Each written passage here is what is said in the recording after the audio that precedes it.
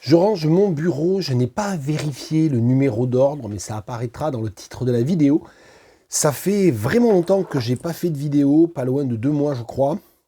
J'ai été extrêmement surchargé de travail, d'ailleurs ça se calme pas vraiment, le mois de novembre va être assez terrible aussi.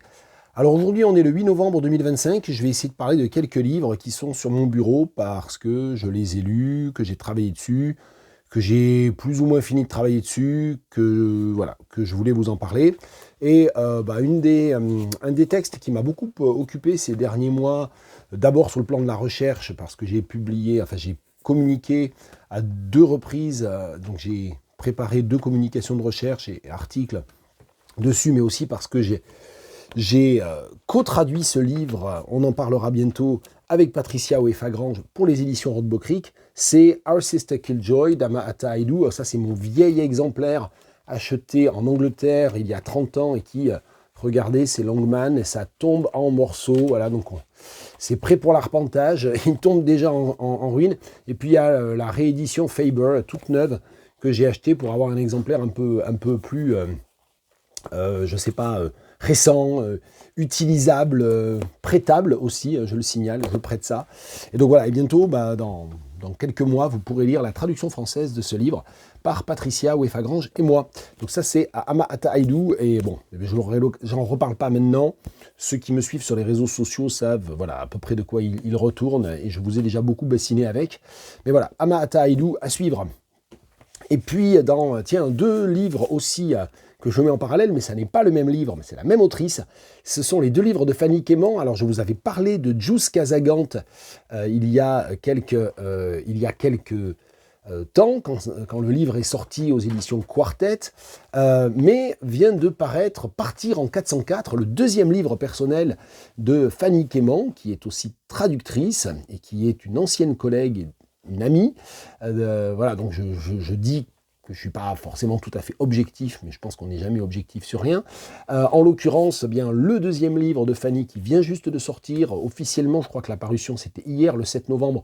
Moi, je l'ai récupéré auprès de mon libraire qui s'en moque un peu de respecter, je crois, les délais de parution officielle. Il l'avait reçu mardi, il me l'a signalé, je suis allé le chercher, je l'ai déjà lu, et c'est un vrai plaisir. C'est un livre, Partir en 404, et vous voyez qu'il y a un collage avec, une œuvre plastique qui utilise, je pense, un collage en couverture. Ce sont des œuvres plastiques. Les collages sont de Fanny elle-même, hein. Il y en a plusieurs, il y en a une vingtaine dans le livre. Photos, montage, etc.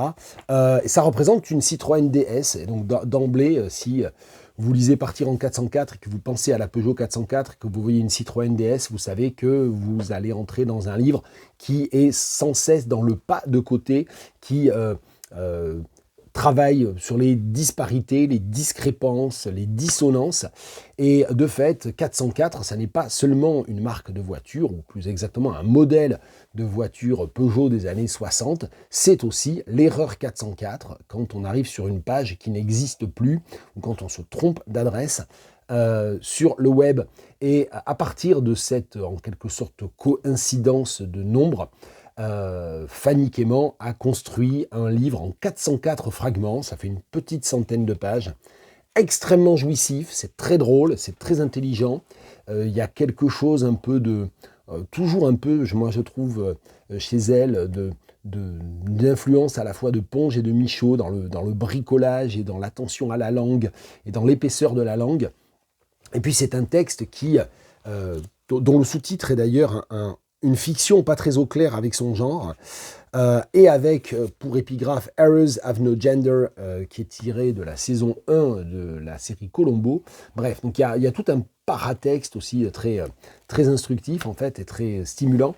Et donc en fait voilà, elle part, oui, en 404, ça veut dire elle nous embarque, le livre nous embarque le lecteur, la lectrice, dans une sorte de voyage dont le point de départ est l'erreur et dont le point d'aboutissement possible, potentiel, si tant est qu'il y en ait un, est l'errance. Et donc le point de commun, effectivement, entre la voiture et l'erreur 404, c'est le trajet, le voyage. Et effectivement, c'est un voyage textuel. Et c'est un voyage textuel qui d'ailleurs utilise la police d'écriture inclusive ou non-binaire Baskerville, ce qui peut-être agacera quelques personnes.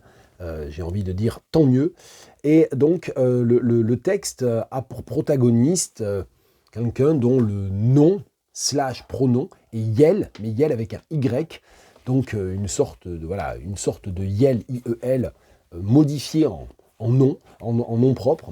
Et donc voilà, je peux difficilement vous résumer, ça ne se résume pas vraiment, mais c'est un trajet ludique et textuel dans les méandres de l'erreur, de l'errement, et autour de la question effectivement des lapsus aussi. Hein. C'est un texte qui travaille beaucoup sur les questions de lapsus et qui finalement propose une sorte de terrorisme pacifique de l'erreur un peu, hein, pour terminer par, je vous lis les 3 derniers paragraphes.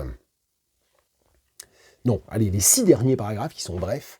Yel chausse ses lunettes de soleil, met le contact et s'autorise une ultime faute de goût, le romantisme de la cavale. C'est une erroriste. Et le dernier paragraphe, numéroté 404, évidemment, not found, comme sur les sites web. Et donc effectivement, c'est un texte sur la découverte manquée et la trouvaille manquée et la recherche des trouvailles aussi. Donc c'est vraiment très jouissif. J'ai bien conscience de ne pas réellement vous donner une idée de ce que vous allez trouver dedans, mais j'espère vous donner l'idée, l'envie de le lire. Et si vous n'avez pas lu Jus Kazagant, dont j'avais parlé aussi, Jus Kazagant, Partir en 404, Fanny Quément, à suivre. Dans les textes que j'ai lus, tiens, un texte également qui travaille de manière assez différente les questions d'intersectionnalité, en fait, et qui s'interroge effectivement, qui n'est pas très à l'aise avec son genre non plus. Pour le coup, je peux reprendre le sous-titre de Partir en 404 de Fanny Quément pour parler de Olivia Wenzel, 1000 Serpentinen Angst. Et 1000 Serpentinen Angst, donc c'est pas traduit en français, c'est un texte de 2020, je crois. C'est le premier roman de son auteurice. C'est en 3 parties et c'est une sorte d'autofiction qui va interroger dans un certain nombre de lieux différents, sur la côte est des États-Unis, au Vietnam, mais aussi principalement quand même en Allemagne, les questions d'identité raciale, biraciale, biculturelle, d'identité de genre aussi, autour de... Bon, c'est un texte que l'on pourrait classer, je suppose que les spécialistes classeraient, les spécialistes qui s'intéressent, qui travaillent sur ces questions, pourraient classer dans les fictions lesbiennes aussi, parce qu'il y a une véritable représentation de la relation lesbienne aussi, qui est très belle et très critique aussi, au sens, pas au sens négatif, mais au sens de l'approfondissement de la question de la représentation même du lesbianisme. Et voilà, c'est un livre extrêmement accrochant. Je l'ai lu en plusieurs phases, parce que j'avais commencé à le lire, en fait, je m'en souviens très précisément, en fait, j'ai lu toute la première partie, c'est-à-dire un gros tiers du livre, finalement, dans mon voyage de Tours en Andalousie, en fait. Je pense dans le train, puis dans l'avion, puis peut-être un peu dans le car, je ne suis pas sûr, en fait. Dans le car, c'est pas très pratique de lire. Enfin voilà, j'avais à peu près lu cette centaine de pages à ce moment-là. Je lis moins vite en allemand qu'en anglais ou en français, donc j'y ai mis peut-être... quand même quelques heures. Et après, j'ai été pris dans un colloque, puis dans une préparation d'un autre colloque, enfin, c'était puis des cours, tout ça. Donc, c'est un livre qui me demandait quand même vraiment de la concentration et de l'énergie, vraiment, du temps. Donc, je l'ai lu ensuite par phase, et j'ai fini de le lire, je dirais, il y a 15 jours, 3 semaines. Et c'est vraiment un très, très beau livre. Ça fait partie de ces livres très récents, pas traduits, donc je me dirais, tiens, quand même, moi, j'aurais envie de traduire en allemand. Alors, c'est vrai que j'ai quelques pistes, quelques idées. J'ai pas du tout le temps, en fait, déjà de traduire ce que j'ai envie de traduire de l'anglais. J'ai pas le temps de faire tout ce que je voudrais en recherche, donc c'est sans doute un projet un peu débile. Mais voilà, enfin, il se trouve que j'ai peut-être 2-3 idées quand même pour surtout aller porter ces différents textes vers des traducteurs et des traductrices plus compétents que moi en allemand. Olivia Wenzel, donc, et dans des... Tiens, alors là, c'est dans les livres qui m'ont été envoyés. Donc ça, merci beaucoup, toujours aux éditions Louise Bottu. Les éditions Louise Bottu que je ne présente plus, Bruno Fern que je ne présente pas non plus. J'ai déjà fait plusieurs vidéos, dont une dans laquelle je m'étais amusé à lire tout en pédalant des pages écrites par Bruno Fern autour de la question du vélo. Et c'est un livre de 2020 qui s'appelait Dans les roues, qui s'appelle toujours Dans les roues, également publié chez Louise Bottu. Et je pense que la vidéo, elle doit être dans la playlist, comment ça s'appelait? J'ai pas fait ça très longtemps, c'était des vidéos que je faisais tout en pédalant. Cyclable, ça s'appelait, je crois, mais avec sec comme malade en anglais, je crois. Je ne sais plus très bien, c'était il y a 4-5 ans, je ne sais plus, 3-4 ans. Et donc là, ce livre, Détour suivi de lignes, ce sont 2 textes brefs, publiés par Bruno Fern, avec à chaque fois une contrainte très forte qui est systématiquement indiquée. Et c'est, comme toujours, avec Bruno Fern, c'est quelqu'un qui fait partie, enfin qui est autour du mouvement texte avec Christian Prigent, etc. Donc c'est des textes très expérimentaux qui donnent à voir le travail de l'écriture et le travail de la langue. Parfois on peut trouver ça un peu... Parfois, on peut trouver que ça tourne en rond, sans vouloir faire de jeu de mots sur Détour et sur Dans les roues, c'est les 2 livres dont j'étais en train de parler. Mais c'est jamais ennuyeux. Et il y a quelque chose aussi de très agréable aussi à se mettre à la place de l'auteur ou de l'autrice.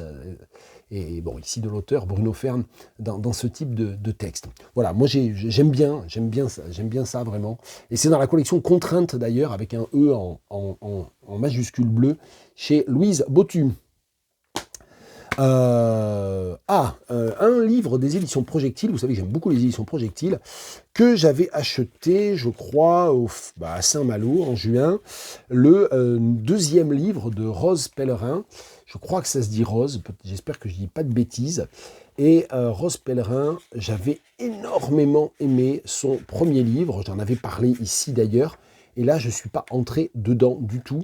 Son premier roman c'était il y a 2 ou 3 ans, je dirais au moment de la rentrée littéraire, peut-être 2022 quand même. Ça s'appelait Bibiche, et j'avais énormément aimé ce livre. Je ne sais pas si c'est pas le moment où j'ai un peu eu des problèmes aussi avec les vidéos, donc je ne sais pas si j'en ai parlé en vidéo, mais c'était, voilà, c'est un livre que j'avais beaucoup aimé. Et en fait, j'ai été assez déçu par l'admission, je ne suis pas du tout rentré dedans, j'ai pas trouvé l'histoire du tout... marquante. Et bon, peut-être que c'était un moment où j'étais pas prêt à le lire.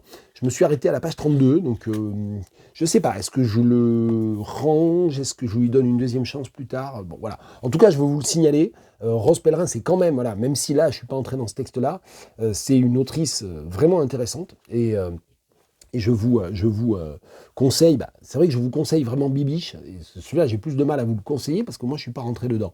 Mais c'est peut-être moi le problème. Sans doute moi le problème. Tiens, un livre que j'ai lu dans le cadre de mon travail sur Ananda Devi, et je n'ai pas le temps vraiment de reprendre ce projet-là qui commence à avoir du plomb dans l'aile, mais les journées n'ont que 24 heures. Indian Tango d'Ananda Devi, que je n'avais pas lu à l'époque, et qui est un livre très beau, une fois encore. Je vais juste dire une chose sur ce livre, j'ai corné plein de pages, comme dans les autres, vous avez vu aujourd'hui, pour raccourcir un petit peu, je ne lis pas d'extraits. Alors je sais qu'il y a beaucoup de gens qui regardent ces vidéos et qui aiment quand je lis des extraits, et cette fois-ci, je crois que je ne vais pas le faire, donc je suis désolé, je présente mes excuses, mais j'espère vous donner un petit peu l'idée de le lire quand même, et puis je pense que des extraits de certains des livres que je vous signale, si vous allez sur les sites des éditeurs et tout, vous devez pouvoir en trouver. Donc je sais que c'est pas pareil qu'un extrait que je choisis moi et que je lis, mais voilà, aujourd'hui, j'ai pas trop l'énergie et pas trop le temps. Indian Tango, je vais juste te dire une chose, alors je vais peut-être dire 2 choses quand même. Je vais juste te dire une chose, après je parle pendant 10 minutes, ça va pas du tout cette histoire. Je vais juste te dire une chose, 2 donc. Là, à l'époque où je faisais du montage, j'aurais coupé, mais bon, tant pis, vous avez le sketch.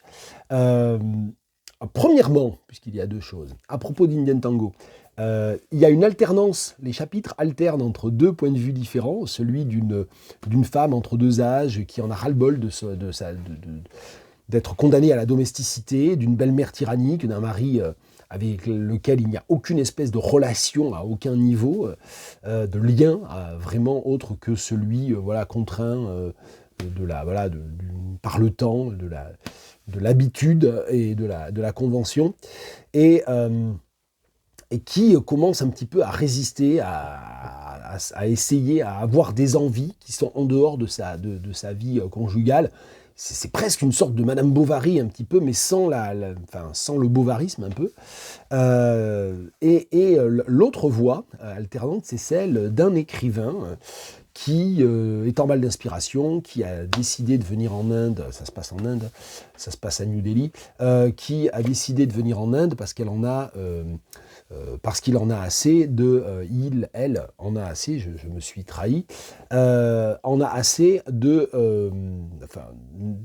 sa vie, ne trouve pas d'inspiration, et en fait se focalise sur cette femme. Et donc en fait on a l'alternance du point de vue de la femme, de choses que seule cette protagoniste peut savoir, et puis l'errance dans la vie, la traque presque de cette femme par cet écrivain qui est un peu prédateur quand même, et dont on découvre très tard dans le roman qu'en fait c'est une femme. D'où le fait, et c'est le deuxième point, c'est que c'est un texte qui réussit à faire, et je crois que c'est quand même relativement singulier en français, c'est un texte qui réussit à faire en français quelque chose qui est beaucoup plus facile en anglais, c'est-à-dire de tenir sur presque 200 pages, ou sur la moitié de 200 pages, si on parle d'une alternance de chapitres, cette ambiguïté qui fait qu'on pense que c'est un homme, il y a un très grand nombre de signaux qui nous indiquent que c'est un homme, la fascination pour une femme, le comportement prédateur, le côté désabusé, etc. Et puis en fait, on découvre que c'est une femme, double de l'écrivaine elle-même. Et donc voilà, Indian Tango, outre le fait que par ailleurs, on y retrouve toute la grande beauté d'écriture et toute la violence dans la beauté qui caractérise l'écriture d'Ananda Devi, c'est vraiment ça dont je voulais parler. Indian Tango. C'est un roman de 2007, c'est pas une parution récente, mais je ne l'avais pas lu à sa sortie. Ça, c'est le dernier roman paru en français dans une traduction de Bernard Banoun. Bernard Banoun, je l'ai invité, il est venu en septembre dans l'émission I Love Mes Cheveux avec mon autre collègue Sylvie Humbermougin. Et voilà, et donc il m'a très gentiment apporté des traductions, 4 livres traduits par lui, dont celui-là, donc c'est un cadeau. Merci beaucoup à Bernard, et j'étais très content parce qu'il y a longtemps, j'avais lu 3 traductions de Joseph Winkler, déjà traduites par Bernard Banoun, toujours chez Verdier, et ça faisait un moment que j'avais un peu lâché l'affaire, et ça m'a vraiment replongé dans Joseph Winkler, qui est un écrivain vraiment très intéressant. Alors il y a des côtés, quand on le lit, qui rappelle un petit peu le côté très itératif, très obsessionnel de son compatriote plus connu, Thomas Bernhardt, mais c'est en même temps très différent, parce qu'il y a tout un travail de l'imaginaire patriarcal paysan autrichien qui n'a pas grand-chose à voir, en fait, dans la manière dont ça travaille des thèmes et des motifs à la fois populaires et religieux. C'est assez différent, en fait, et c'est très très bien. Alors j'ai eu l'occasion d'échanger avec Bernard à ce sujet. Bernard Banoun a fait une très belle postface du traducteur aussi. C'est vraiment c'est un très beau livre. Ça s'intitule Le Chant, et c'est un titre qui a été choisi en accord avec l'auteur. Bernard l'explique dans la postface, mais je vous donne juste le titre allemand, qui est quand même très beau. Lass dich ein Geigenvater oder den Tod ins Herz mehr schreibe. Et c'était à peu près intraduisible, c'est plus ou moins ce qu'explique Bernard, il l'explique mieux. C'est pour ça qu'ils se sont mis d'accord sur un titre plus simple finalement en français, très parlant également, puisque le chant, eh bien, c'est le chant familial, le chant de la famille de Joseph Winkler, du narrateur double de l'auteur. C'est un texte délibérément et ouvertement autobiographique, comme beaucoup d'autres livres de Winkler. Et en fait, ce chant, en fait, c'est le chant sous lequel a été enterré le cadavre d'Odilo Globochnik, qui est un des pires exterminateurs et criminels de guerre, génocidaires nazis, en fait. Et en fait, le point de départ, c'est que Winkler apprend extrêmement tard dans sa vie que en fait, la famille possède la tombe anonyme, possède l'endroit, l'opin de terre, où le corps d'Odilo Globochnik a été inhumé après son exécution. Et c'est évidemment, c'est un secret un peu national, puis c'est un secret de famille aussi. D'où le titre Le Chant. Voilà, très très bien, Joseph Winkler à lire. Alors ça, une sortie très récente, et vous savez, je vous bassine, c'est mon verbe, bassiner, je vous bassine avec Nathalie Quintane, 70 fantômes, qui vient de paraître aux éditions La Fabrique. Alors, elle développe désormais, depuis maintenant une quinzaine d'années, une œuvre en parallèle, en quelque sorte, ou des textes différents de ceux qu'elle publie pour POL.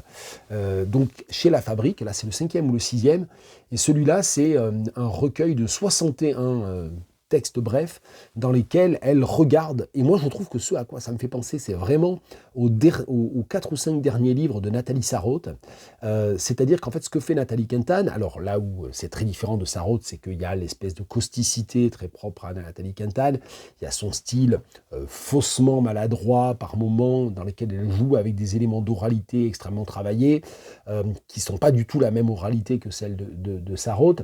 Donc c'est très différent de Nathalie Sarraute. Mais là où il y a un point commun pour moi avec les derniers livres de Nathalie Sarraute, que j'aime énormément, Ouvrez par exemple, c'est le côté attention à un tout petit détail apparemment insignifiant et qu'elle analyse, plutôt que de l'analyser, en fait, qu'elle raconte ou qu'elle ouvre d'ailleurs. Il y a vraiment cette même idée d'ouverture de quelque chose, l'écriture comme une ouverture, qu'on va retrouver aussi chez Gertrude Stein, en fait, il y a plus longtemps encore. Et en fait, pour analyser quoi? Pour analyser le fait que quand on parle de fascisation, en fait, depuis 2024, elle s'intéresse à des faits qui sont des faits quotidiens qui se sont produits depuis qu'on a pensé que peut-être le Rassemblement national allait arriver au pouvoir après les élections législatives de 2024. Elle analyse cette fascisation, mais surtout ce qu'elle montre, c'est que le fascisme est déjà là, en fait. Et elle dit d'ailleurs de manière très intéressante que c'est le fascisme du quotidien, ce n'est pas le fascisme ordinaire. Elle dit le fascisme n'est jamais ordinaire, c'est très important. Bon, Nathalie Quintane, c'est une écrivaine, une très grande écrivaine, donc évidemment elle fait très attention aux mots. Et donc, donc les 70 fantômes, ça n'est pas 70 textes, c'est 61 textes. Et les 70 fantômes, c'est c'est le titre d'un des textes dans lesquels en fait elle s'interroge sur le fait que la salle des profs, puisqu'elle est professeure par ailleurs, Nathalie Quintane, elle décrit en fait la salle des profs comme peuplée d'une très grande majorité de fantômes, et en fait les fantômes, ce sont ces professeurs qui n'ont plus aucune espèce de conscience politique, d'action politique, qui sont prêts à accepter absolument tout, puisqu'ils acceptent notamment le fait que l'on vienne chercher des élèves s'inondant, du moins pas loin, de l'établissement scolaire, et qu'on les déporte avec leur famille sous prétexte qu'ils sont en situation irrégulière. Donc voilà, donc c'est un très beau livre, une fois encore, de Nathalie Quintane. Je poursuis, j'ai quasiment fini. Alors ça c'est un livre que je ne l'ai pas lu entièrement, je l'ai lu un peu par fragments, parce qu'il est constitué de toute façon de, j'allais dire 5, mais c'est peut-être 4 parties, je ne sais plus. 5 parties, c'est ça. C'est un livre, The Strangers, de Eko Eshun, qui est The Extraordinary Black Men and the Worlds That Made Them. C'est un livre dont le sujet était super attirant, c'est-à-dire l'idée de proposer 5 portraits de 5 figures noires, 5 hommes noirs du XXe siècle, importants, plus ou moins connus. Il y a Malcolm X et Frantz Fanon, donc ils sont très connus. Puis il y a un footballeur, j'avoue, dont j'ignorais l'existence, et donc même le nom ne va pas me revenir. C'est peut-être d'ailleurs le meilleur chapitre, en fait, celui sur le footballeur, peut-être parce que je ne connaissais pas non plus. Justin Fachanou, voilà, donc honte à moi, si ne venez pas me dire en commentaire que Justin Fachanou est très connu, c'est sans doute moi qui pêche par ignorance ici du football anglais des années 70-80. Mais voilà, et donc c'était très intéressant comme ça, d'autant qu'en fait, chaque chapitre un peu biographique consacré à chacun de ces 5 personnages est entrecoupé d'un texte plus bref et qui entre en résonance avec, dans lequel Eko Eshun montre comment ce qu'il écrit sur ce personnage-là, sur cette figure importante-là, résonne avec sa propre histoire personnelle, avec son autobiographie. Donc c'est pas mal, hein, c'est intéressant, mais j'ai trouvé qu'il y avait... Alors déjà, d'une part, j'ai trouvé que l'écriture était un peu trop maniérée, enfin il laissait trop d'écrire, je trouve, c'est surécrit, par rapport à son objet, c'est surécrit. C'est-à-dire je trouve que le curseur stylistique n'est pas au bon endroit par rapport à ce qu'il cherche à faire et ce qu'il veut faire. Bon, c'est mon opinion personnelle. Et puis il y a aussi quelques erreurs factuelles de loin en loin, et parfois certaines qui sont assez frappantes, et puis à peu près, comment dire, liées à... Enfin, sur des détails en fait dont il aurait pu se passer. Par exemple, quand il parle de Fanon, de l'arrivée de Fanon à Blida, dans l'institution psychiatrique dont il est le médecin-chef en 1952, il raconte que voilà, il fait diffuser les films aux patients, et dedans il cite un film qu'il attribue à Cocteau, alors que bon, je trouvais ça un peu étrange. J'allais vérifier, c'est absolument pas un film de Cocteau, par exemple. Donc bon, donc il y a des choses un peu étranges, donc on se dit quand même, tous ces éditeurs anglo-américains, britanniques, américains, ils réussissent à avoir des dizaines de citations de Bernardine Evaristo, de Diana Evans, de Philippa Perry, qui sont toutes des figures importantes qui disent à quel point ce livre est super. On sait que le processus éditorial chez les grands éditeurs anglo-américains, ça implique plein de relectures, etc. Et je me dis, mais enfin, il y a plein de gens qui relisent et il y a zéro fact-checking. Enfin, je trouve ça très curieux quand même. Donc bon, voilà. Donc ça, c'était quand il y a une erreur, puis une deuxième petite erreur, puis une troisième petite erreur, ou quelques affirmations un peu vagues, un peu pas très bien étayées. C'est le genre de lecture qui laisse un peu sur sa faim. Bon, c'est quand même un livre que je suis content d'avoir lu. Et deux autres, tiens, ça c'était 2024, et je termine par deux sorties récentes, l'une chez Mémoire d'Encrier, Guyane Spatial Carnaval décolonial de Nolivé Delanon. J'étais censé écrire une recension pour En attendant Nado au mois d'octobre, mais j'ai juste pas trouvé la demi-journée, vraiment, littéralement, je n'ai pas trouvé la demi-journée qui me permettait d'écrire cette recension. J'en suis vraiment désolé parce que j'espère que je vais peut-être essayer de le faire là en novembre, mais j'ai peur que ça soit un peu tard pour En attendant Nado, parce qu'ils n'aiment pas trop publier sur des textes qui sont sortis il y a 2-3 mois. Alors là, il est sorti en octobre, bon, je sais pas, il faut que je revoie avec eux. J'aimerais bien écrire une recension dessus, parce que c'est un livre qui m'a beaucoup plu. Beaucoup de choses sont finalement dans le titre. Nolivé Delanon, elle fait quelque chose qui est extrêmement courant désormais depuis une dizaine d'années, qui est qu'elle parle de sujets politiques, historiques, contemporains, liés au statut colonial de la Guyane, mais en le croisant avec son histoire personnelle, un petit peu, hein, comme ce que fait Eko Eshun, mais Eko Eshun, il le fait dans une sorte de va-et-vient. Elle le croise, elle tisse en permanence les deux fils. Il y a même plus de deux fils en fait, parce qu'elle remonte à des éléments historiques un peu plus anciens.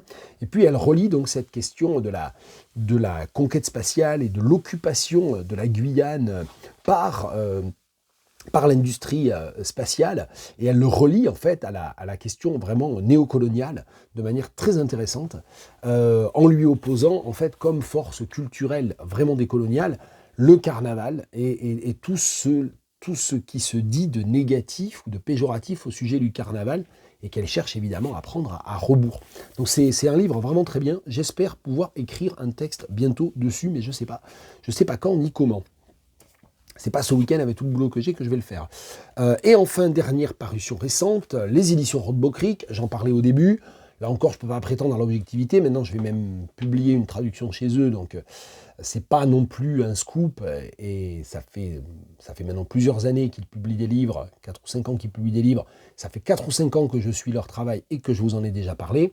Donc, c'est pas un scoop, que j'aime beaucoup leur travail. Et ici, un roman, un premier livre de Ayocré du Châtelet, qui est un auteur belgo-ivoirien vivant et travaillant à Bruxelles, et qui propose une fiction futuriste, La grotte aux poissons aveugles, qui est très séduisante. Moi, j'ai beaucoup aimé ce texte.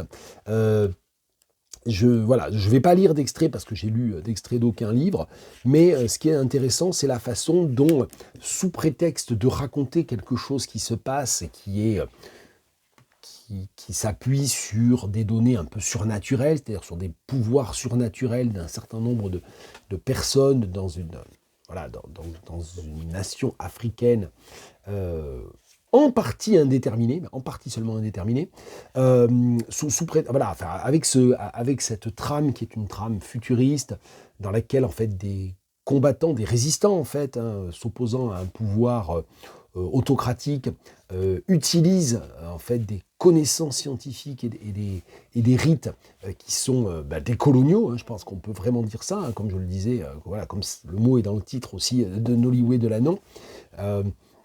Et en fait, le texte permet de cette manière-là de raconter des exactions et des crimes coloniaux et néocoloniaux qui ont eu lieu dans la réalité historique, dans l'histoire réelle, avant 2025, avant aujourd'hui.